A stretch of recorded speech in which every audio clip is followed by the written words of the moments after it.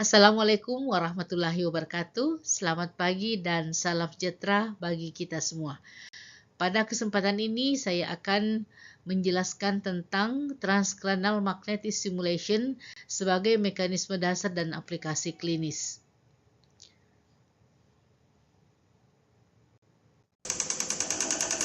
Nah, pada slide ini kita melihat beberapa aplikasi yang telah digunakan pada TMS. Ya, dan ini sudah ada di lingkungan kita, yaitu ada di Polineurorestorasi, Rumah Sakit Wahidin, juga ada di Rumah Sakit Unhas, dan beberapa tempat yang lain seperti Rumah Sakit Labuan Baji, Rumah Sakit Dadi, dan Rumah Sakit Daya, pun beberapa klinik seperti Klinik Inggit Medical Center. TMS menghasilkan medan magnet yang berubah sangat cepat, dan perubahan ini menginduksi arus listrik kecil di permukaan korteks, dan arus listrik inilah yang kemudian memicu depolarisasi neuron sehingga sel saraf daerah yang distimulasi menjadi aktif dan menimbulkan respons sinaptik yang lokal. Depolarisasi neuron ini timbul yang menyebabkan sel saraf mengalami stimulasi aktif dan menimbulkan respons sinaptik lokal, dan efeknya sangat tergantung pada frekuensi. Frekuensi rendah di bawah 1 Hz memberikan efek inhibitori, yaitu menurunkan eksitabilitas korteks, cocok untuk kondisi yang overaktivitas seperti tremor atau nyeri kronis tertentu. Frekuensi tinggi lebih dari 1 Hz menghasilkan efek eksitatori, yaitu meningkatkan aktivitas kortikal yang sangat bermanfaat untuk pemulihan stroke, depresi, atau gangguan motorik. Secara keseluruhan, TMS mampu memodulasi plasitas sinaptik, baik memperkuat koneksi atau LTP (long term potentiation) maupun melemahkan koneksi atau LTD, sehingga memberikan efek terapeutik jangka panjang dalam rehabilitasi neurologi.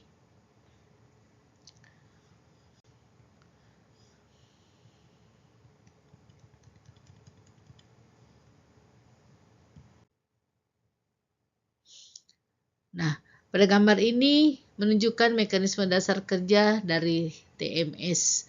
Koil TMS dialiri arus listrik sehingga menghasilkan medan, yaitu medan magnet yang kuat yang berubah cepat dan menembus lengkorak tanpa rasa sakit, kemudian menginduksi arus listrik kecil di dalam jaringan otak.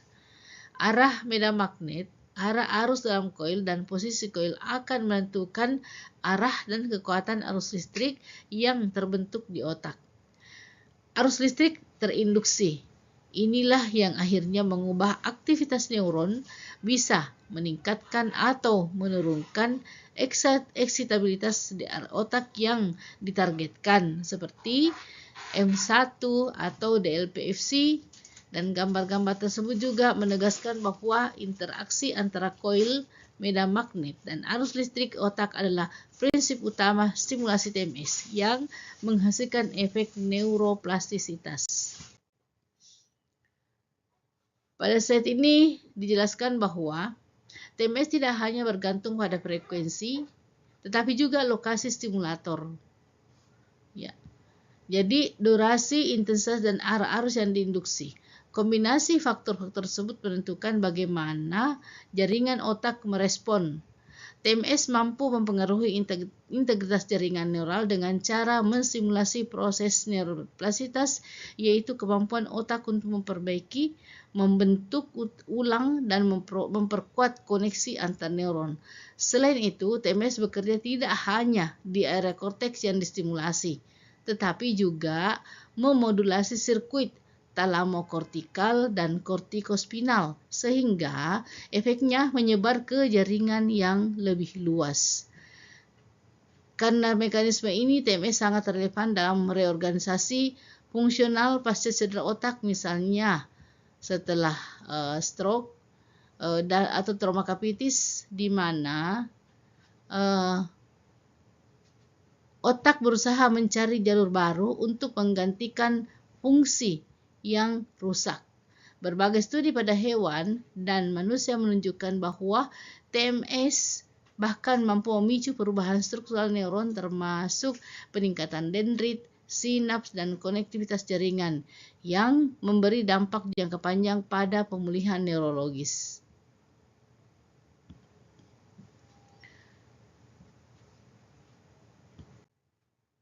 Kemudian prinsip dasar TMS itu adalah tadi saya sudah jelaskan bahwa tergantung frekuensi, ya, berdasarkan parameter eksitabilitas tersebut dapat dipakai sebagai eksitasi atau inhibisi. Di samping itu TMS yang bekerja lebih dalam pada level kimiawi dan jaringan otak, TMS diketahui meningkatkan konsentrasi neurotransmitter, terutama dopamin, serotonin, dan glutamat, yang berperan penting dalam mood, gerakan, dan motivasi. Selain itu, TMS berpengaruh pada regulasi sirkuit inhibitori dan excitatory, membantu menyeimbangkan aktivitas neural yang hiperaktif atau hipoaktif. TMS juga dapat mengubah metabolisme glukosa otak yang merupakan indikator dari aktivitas neuronal. Ini menunjukkan bahwa TMS tidak hanya memicu impuls listrik, tetapi juga mempengaruhi proses energi otak. Dengan stimulasi berulang atau bertahap, efek TMS dapat menyebar ke area otak lain menghasilkan modulasi ringan yang lebih luas dan memberikan dampak terapeutik yang berkelanjutan. Teknologi ini juga dapat dikombinasi dengan neuroimaging seperti functional MRI dan EEG sehingga membantu memetakan respon otak secara real time dan memberikan panduan yang lebih akurat dalam terapi neuromodulasi. Selanjutnya, gambar ini menjelaskan bagaimana TMS bekerja berdasarkan hukum Faraday. Ketika koil TMS dialiri arus listrik besar, dalam waktu sangat singkat, koil menghasilkan pulsasi medan magnet yang kuat. Medan magnet ini menembus tengkorak tanpa hambatan dan kemudian menginduksi medan listrik di jaringan otak tepat di bawah koil. Biasanya hingga kedalaman sekitar 2,5 cm. Medan listrik terinduksi ini menyebabkan depolarisasi membran neuron. Jika depolarisasi mencapai ambang atau suprathreshold, maka neuron akan menghasilkan potensial aksi. Itulah dasar bagaimana TMS dapat menstimulasi area otak baik untuk terapi maupun pemetaan motorik. Slide ini juga menunjukkan 3 komponen utama alat TMS yaitu koil tembaga, unit sentral dan kapasitor yang menyimpan energi untuk menghasilkan pulsasi magnetik.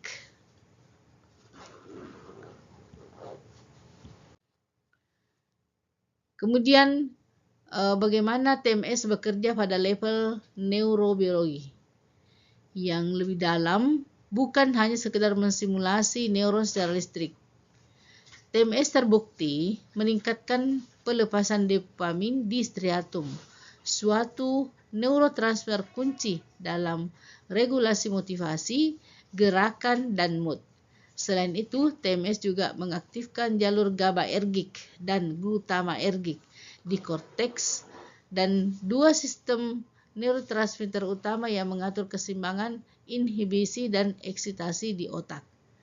Dengan stimulasi berulang, TMS dapat memicu perubahan struktur sinaptik jangka panjang, termasuk peningkatan spine dendritik dan penguatan koneksi antar neuron, mekanisme yang menjadi dasar plastisitas dan pemulihan fungsi.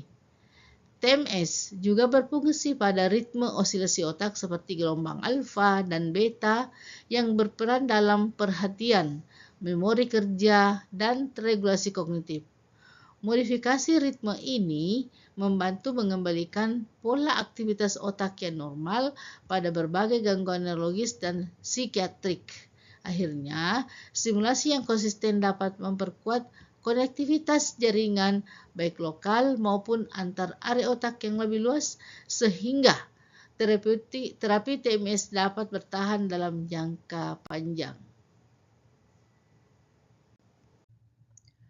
Selanjutnya, pada gambar ini menunjukkan bagaimana TMS bekerja pada otak pasien yang mengalami stroke melalui rangkaian mekanisme biologis. Ketika koil TMS menghasilkan medan magnet yang berubah cepat, muncul medan listrik terinduksi di korteks otak. Medan listrik ini memicu perubahan aktivitas sinaptik yang disebut dengan long term potentiation atau LTP dan LTD atau long term depression. Nah, dua mekanisme utama neuroplastisitas yang menjadi petunjuk utama dalam neuroplastisitas. Selain itu, efek gabungan medan magnet dan listrik mempengaruhi berbagai level, mulai dari neurotransmitter, plastisitas sinaptik, ekspresi gen, hingga fungsi sel glial dan neuroproteksi. Ada juga efek lebih halus seperti pengaruh pada medan magnet intrinsik, magnetoresepsi, dan dinamika sistem saraf.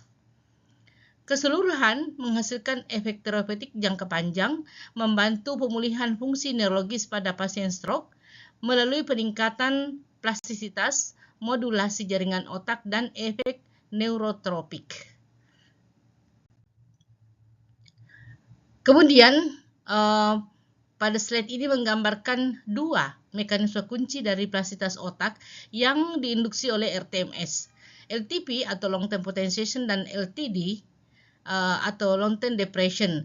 Pada bagian kiri, LTP menunjukkan bagaimana stimulasi RTMS frekuensi tinggi meningkatkan efisiensi sinaps ditandai oleh bertambahnya jumlah reseptor glutamat. Ya. Terlihat peningkatan vesikel presynaptik dan perubahan struktural seperti spine enlargement dan pembentukan multiple synapse Houghton's. Semua ini membuat sinaps lebih kuat, lebih responsif, dan mampu membentuk koneksi baru sehingga sangat penting dalam pemulihan stroke, pembelajaran motorik, dan peningkatan fungsi kognitif. Nah, kita lihat di sisi kanan atau long term depression. Ini menunjukkan bahwa RTMS frekuensi rendah dapat menurunkan kekuatan sinaptik. Ini terjadi melalui mekanisme seperti pengurangan reseptor, penurunan pelepasan neurotransmitter, dan proses biologis seperti synaptic pruning atau bahkan program cell death. Ya. LTD penting untuk menghilangkan koneksi yang tidak efektif dan mengatur ulang jaringan otak yang overaktif, misalnya pada spastisitas, nyeri neuropatik, atau hemisfer yang hiperaktif pasca stroke. Oleh karena itu, secara keseluruhan, dengan melihat ini kita dapat mengetahui bagaimana peran RTMS dalam proses neurogenesis. Nah, pada bab ini atau pada slide ini kita melihat motor evok potensial atau MEP sebagai parameter penting dalam evaluasi TMS.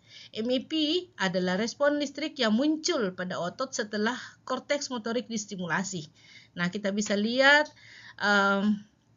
dengan melihat ukuran dan latensi MEP, kita bisa menilai fungsi dan eksitabilitas jalur kortikospinal. MEP digunakan untuk menentukan ambang motorik atau motor threshold atau MT, yaitu intensitas minimal stimulasi yang mampu memunculkan respon motorik, dan penentuan MT sangat penting untuk menjadi dasar penyesuaian intensitas terapi agar aman dan efektif. Besarnya efek jangka panjang dari TMS tergantung pada frekuensi dan protokol stimulasi yang digunakan. Nah, apakah sifatnya eksitasi atau inhibitori, serta apakah menggunakan RTMS konvensional atau theta burst stimulation atau TBS. Dalam hal keamanan, TMS termasuk terapi dengan profil keamanan yang tinggi selama prosedur dilakukan sesuai dengan protokol internasional. Risiko seperti kejang sangat rendah, terutama bila screening dilakukan dengan baik dan intensitas tidak melebihi batas yang dianjurkan. Ya. Nah, selanjutnya kita melihat bahwa contoh tadi, misalnya ketika coil diletakkan pada bagian kulit kepala di atas korteks motorik, ini TMS dapat menginduksi cetusan yang berjalan pada traktus piramidalis dan menstimulasi motor neuron spinal atau traktus kortikospinalis. Jadi sel-sel motorik yang ada di situ. Nah, stimulasi tersebut menghasilkan motor evok potensial atau MIP yang dapat menstimulasi otot untuk bergerak dan dapat terekam pada elektromiografi atau EMG. Jadi kemudian pada gambar ini juga menunjukkan cara kerja TMS dalam memeriksa jalur motorik dari otak sampai ke otot ya. Jadi coba lihat dari pemetaan dan penempatan coil. Nah, kumparan TMS atau coil TMS yang diletakkan di area motorik menghasilkan medan magnet yang memicu aktivitas listrik di korteks motorik. Sinyal ini kemudian mengalir melalui motor pathway atau corticospinal tract turun ke sumsum tulang belakang. Nah, dari sumsum impuls diteruskan melalui saraf perifer menuju otot. Elektrode pada otot merekam respon berupa motor evok potensial. Ada dua parameter penting yang ada di sini, yaitu yang pertama CMCT atau Central Motor Conduction Time, yaitu waktu yang dibutuhkan impuls dari otak ke otot menunjukkan integritas jalur motorik. Kemudian amplitudo atau MAP. Amplitudo MAP, besar respon otot menggambarkan kekuatan konektivitas neuron motorik. Intinya, gambar ini menjelaskan bahwa TMS bukan hanya terapi, tapi juga alat diagnostik untuk menilai seberapa baik sinyal dari otak mampu mencapai otot melalui jalur motorik. Kemudian tipe puls dari TMS itu ada yang disebut dengan single TMS, ada yang RTMS ya. Kemudian ada double pulse TMS yaitu yang berpasangan, kemudian ada theta burst TMS. Nah, kita lihat bahwa paten atau gambaran dari TMS ini ada yang konvensional, ada yang bersifat modern ya, atau theta burst stimulation. Nah, kita lihat di sini untuk yang konvensional ya, untuk yang konvensional ini tadi ada yang single burst yaitu satu saja namanya. Pada gambaran ini adalah contoh untuk continue theta burst stimulation atau CTBS, sedangkan yang di bawahnya itu adalah ITBS ya, intermittent theta burst stimulation ya. Jadi kalau kita membedakan ini adalah konvensional, ini adalah yang theta burst stimulation. Kita lanjut. Slide ini menunjukkan berbagai tipe coil TMS yang menghasilkan pola medan listrik berbeda sehingga menentukan kedalaman dan fokus stimulasi.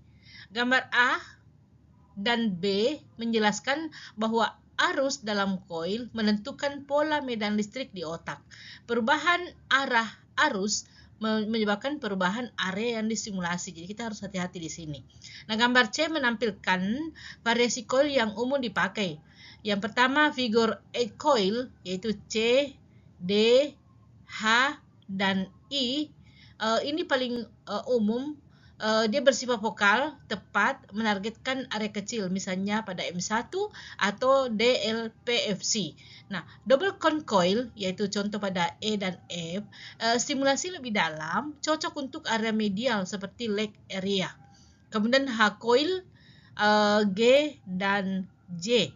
Ya, ini untuk deep TMS menjangkau hingga 4-5 cm ke dalam otak, efektif untuk depresi dan OCD.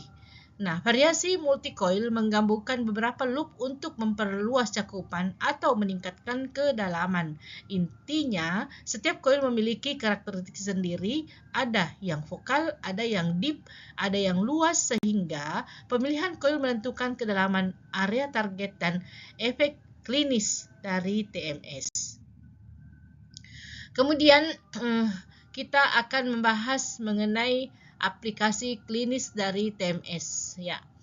Jadi kita telah melihat berbagai kondisi klinis yang telah terbukti atau berpotensi mendapatkan manfaat dari TMS. Yang pertama, TMS sudah di-approve FDA untuk depresi mayor yang tidak responsif terhadap obat. Ini menjadi tonggak penting karena menunjukkan efektivitas dan keamanannya pada gangguan mood yang berat. Selain itu, TMS digunakan pada OCD, PTSD, dan schizophrenia, terutama dengan target stimulasi pada area prefrontal yang berperan dalam regulasi emosi, impuls, dan fungsi eksekutif.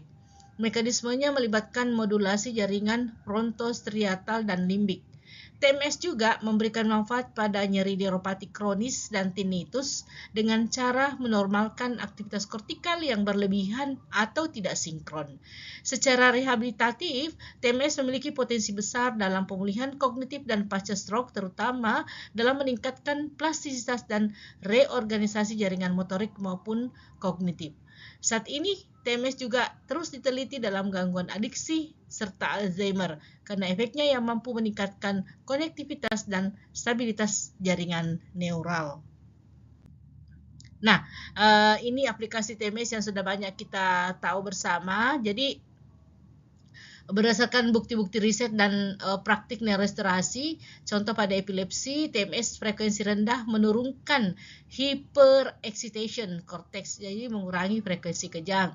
Kemudian pada stroke, TMS meningkatkan neuroplastisitas, menormalkan keseimbangan interhemisfer dan mempercepat pemulihan motorik maupun kognitif. Kemudian untuk gangguan gerak seperti Parkinson, ya, dystonia, tremor, TMS ini menormalkan pola firing jaringan motorik. Dan untuk penyakit Alzheimer, simulasi pada DLPFC membantu memperbaiki memori kerja dan konektivitas jaringan kognitif. Untuk multiple sclerosis, ini banyak di negara subtropis dan dan daerah dingin, membantu mengurangi kelelahan, meningkatkan fungsi kognitif dan motorik. Untuk nyeri kronik, mengubah jalur modulasi nyeri korteks dan talamus dan menurunkan persepsi nyeri. Sedangkan untuk tinnitus, menekan hiperaktivitas area auditory cortex sehingga gejala menjadi lebih tenang. Dan untuk migrain, efektif sebagai abortif terapi dan pencegahan, terutama dengan TMS single pulse atau LTMS di korteks oksipital. Intinya, TMS adalah alat neuromodulasi yang dapat meningkatkan plastisitas otak dan memperbaiki disfungsi jaringan sehingga aplikasinya sangat luas dan gangguan motorik, nyeri kognitif hingga psikiatri.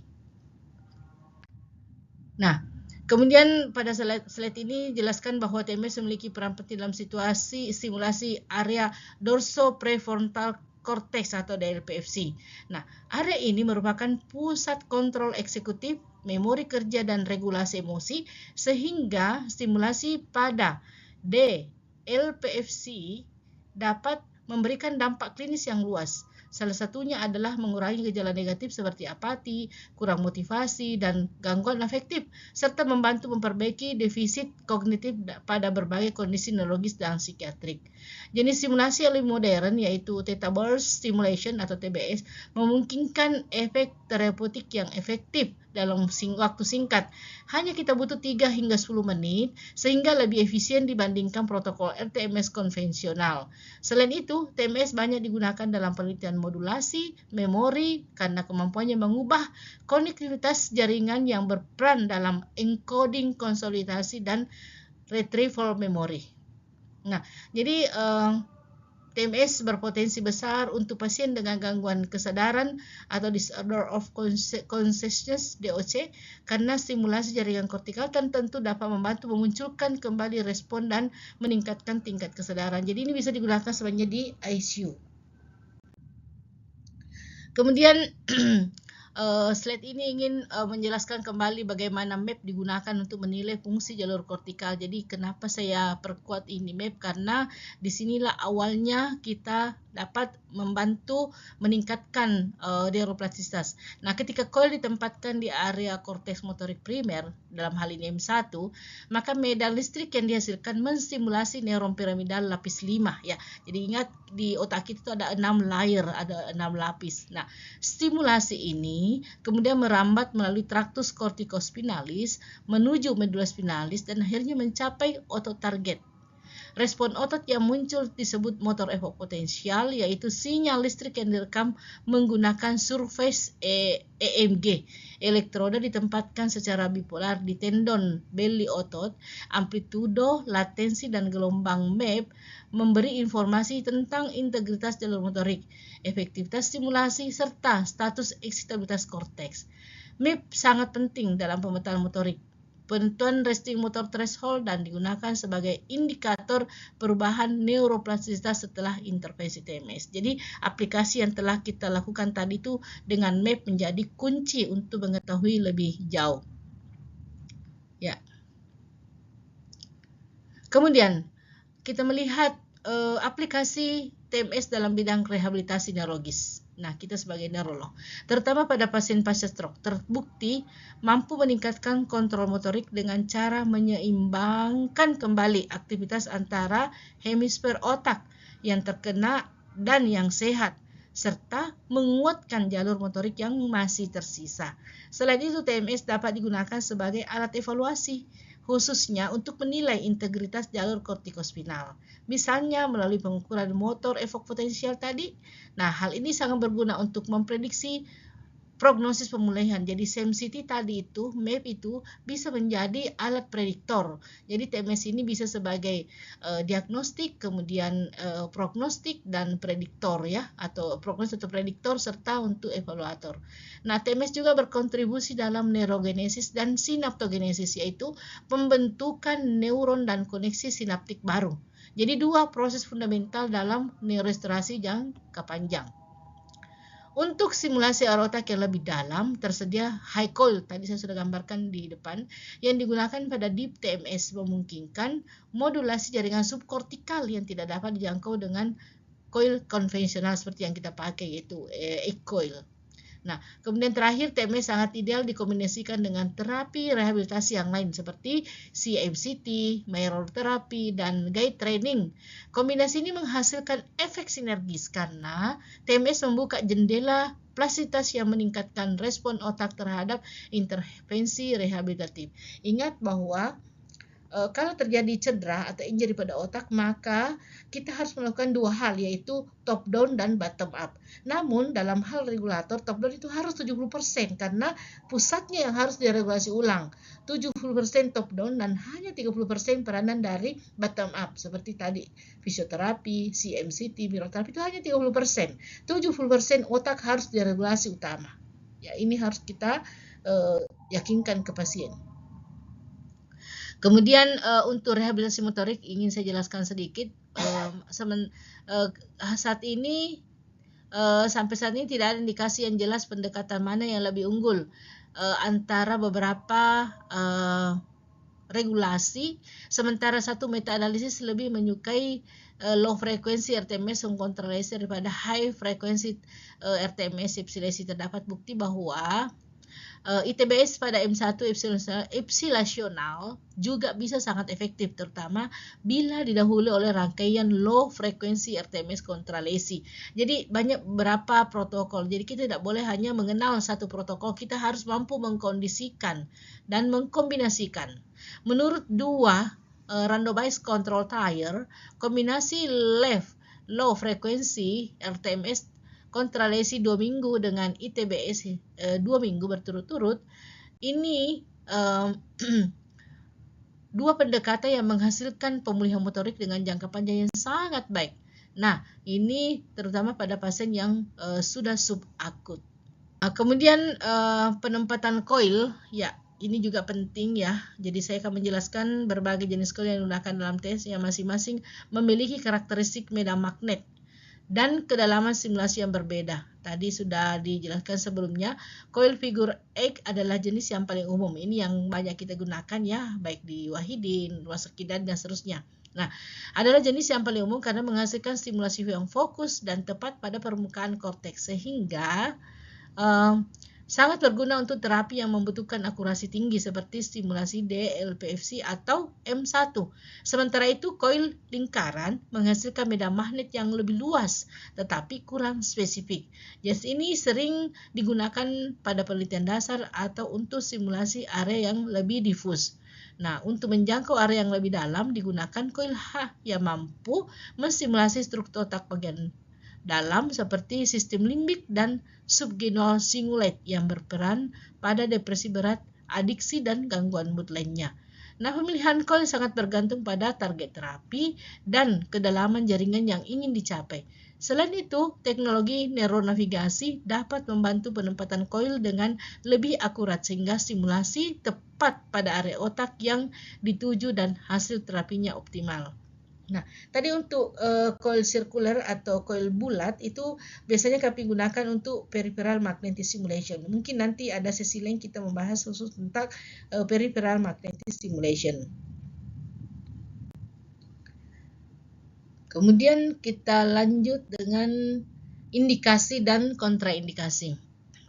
Jadi kondisi-kondisi klinis yang paling sering menjadi indikasi TMS. Terapi ini efektif untuk depresi mayor, ya, terutama yang tidak responsif terhadap obat, serta OCD, nyeri, neuropatik, dan pemulihan motorik setelah stroke. Ini sudah tadi saya jelaskan lebih jelas di depan. TMS bekerja dengan memodulasi jaringan kortikal dan meningkatkan neuroplastisitas, sehingga sangat relevan dalam gangguan mood maupun rehabilitasi neurologik. Namun, terdapat berbagai kontraindikasi absolut, khususnya keberadaan benda logam atau implan di kepala, kecuali material dental yang aman.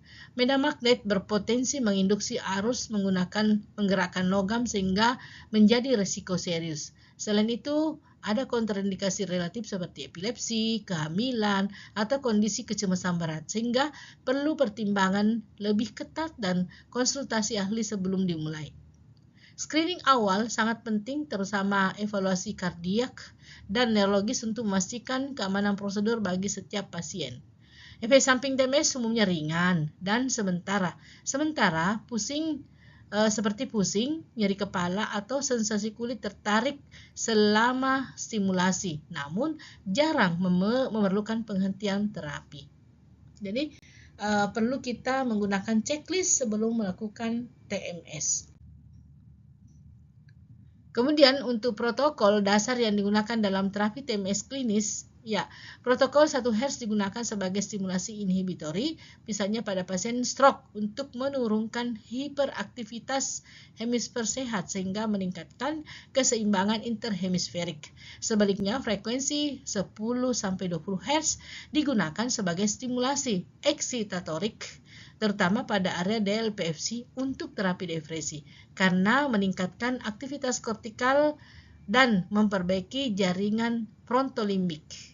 Jenis protokol modern lainnya adalah theta ball stimulation, ya, yang memberikan efek kuat dalam waktu yang lebih singkat. Biasanya hanya beberapa menit.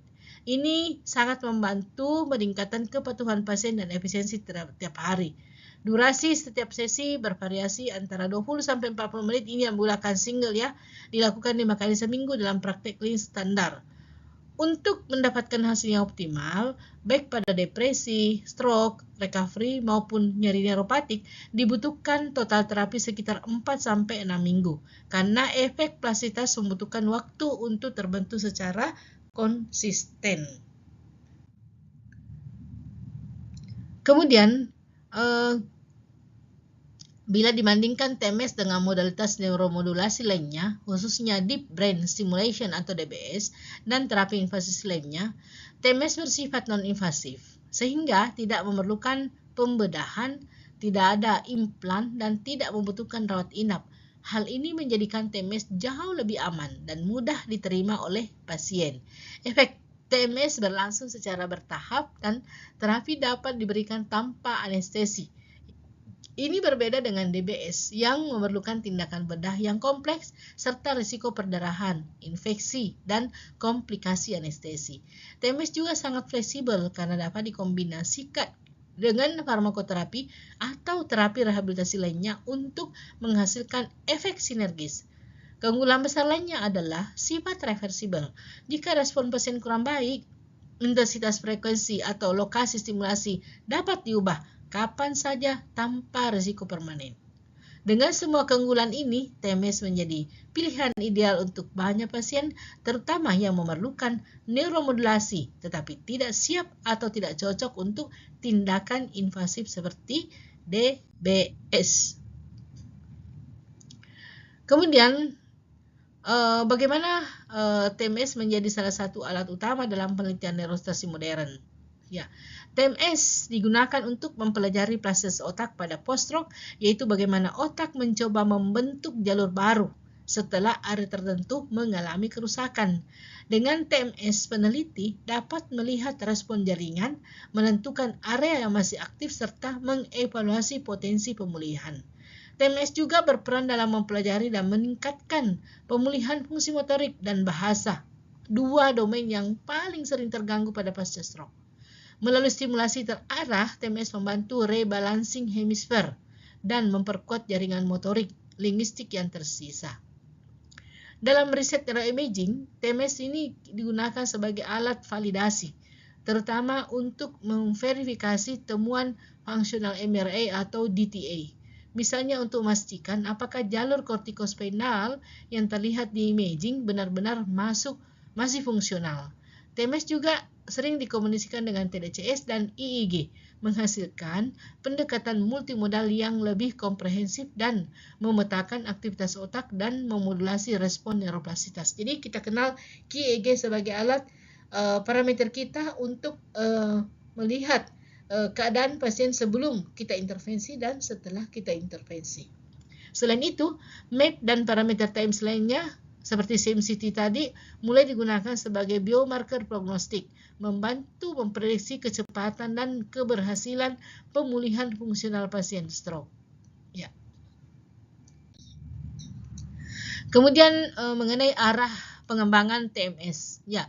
Jadi masa depan TMS yang semakin maju dan terintegrasi dengan teknologi AA, ya, teknologi cerdas AA. Pertama, TMS mulai diarahkan untuk integrasi dengan artificial intelligence atau AI, ya, sehingga terapi dapat dipersonalisasikan berdasarkan pola aktivitas otak.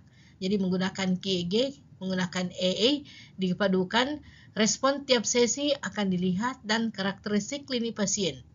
Ini memungkinkan protokol adaptif yang otomatis menyesuaikan intensitas dan lokasi stimulasi. Pengembangan berikutnya adalah stimulasi multisite, yaitu stimulasi beberapa area otak secara bersamaan untuk meningkatkan konektivitas jaringan. Ini sangat potensial untuk gangguan kognitif, depresi berat, atau pemulihan fungsi pasca stroke yang membutuhkan jaringan aktivitas yang kompleks. Selain itu, versi wearable atau portable TMS, ya, sedang dikembangkan yang memungkinkan terapi dilakukan lebih fleksibel bahkan di luar rumah sakit atau klinik. TMS juga dikomunikasikan dengan virtual reality dan mixed reality sehingga pengalaman rehabilitasi menjadi lebih imersif dan plastisitas otak dapat dimaksimalkan melalui keterlibatan multisensorik. Kedepan, TMS diperkirakan juga akan diperluas untuk anak dan remaja dengan protokol yang aman dan khusus, terutama untuk kondisi neurodevelopmental seperti ADHD atau gangguan bahasa atau speech delay. Nah, ini adalah penelitian-penelitian yang memperlihatkan bagaimana kombinasi RTMS dengan virtual reality, brain computer interface dan berbagai macam alat yang lain. Begitu juga dengan TDCS. Nah, ini adalah pemanfaatan atau aplikasi TMS pada berbagai jenis diagnostik, ya, seperti afasia, ADHD, autis, kemudian PMS dengan LBP dan Parkinson, ya, banyak sekali. tadi saya jelaskan bahwa TMS itu sudah banyak di sekeliling kita. Coba kita lihat di Rumah Sakit Durensawit Jakarta Barat ada Dr. Agus Solihin. Di sana mereka mengaplikasikan TMS ini dengan baik seperti ini. Kemudian di Rumah Sakit Umum Pusat Dr. Muhammad Hussein Palembang, Dr. Afriani SPS. Kemudian Dr. Umu, ya, Rumah Sakit Lawang Baji, ini sudah tidak asing lagi bagi kita. Ya, sambil menyanyi juga melakukan TMS, ya. Juga Dr. Wahyuni, Sri Wahyuni melakukan TMS ini. Nah, ini Dr. Henry, ya. Dr. Henry menggunakan dengan navigasi dan robotik jauh lebih canggih, ya.